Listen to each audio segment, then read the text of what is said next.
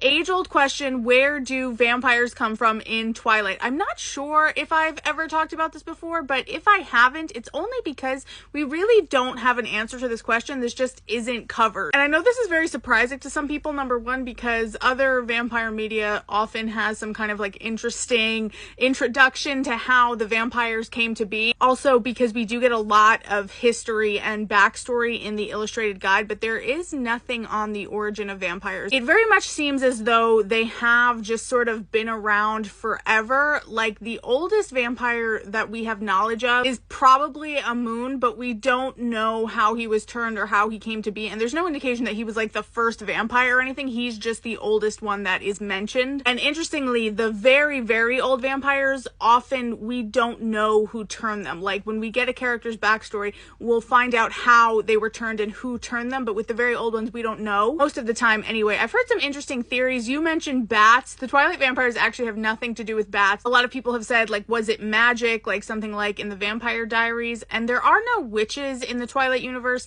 in that sense, like not that we know of. So I don't think so. But your guess is as good as mine. Of course, I will say whatever it was, whether they always existed or what, they are so dark and scary. And I very much align with the Twilight vampires are fairies theory. They read much more closely as like some kind of dark fae creature, and they are horrifying. They truly are like such an embodiment of evil. So whatever it was, I know it wasn't good, but officially we don't know. So really it's up to you to ponder that if you so desire. And I will say I've been getting so many comments about like, well, if you hate Twilight, you hate the vampires so much, why do you make so much content about it? And this is something I've been getting for years. Meanwhile, I have several videos discussing in detail why I find the Twilight vampires so fascinating, why they are my favorite vampires in any media, and why I think they're so interesting and haunting. I simply don't want to be one or be around them because they are monsters. I just see them and appreciate them for what they are, which is deceptively alluring, sparkly, absurd, bizarre, weird monsters. And I don't think Bella and Edward's relationship is romantic because it's not. I don't think the Cullens are like good people. I don't like them generally speaking because they're not. I don't like Edward because he's a monster stalking a teenager, yes, and also because he's a loser and you can't make me, okay?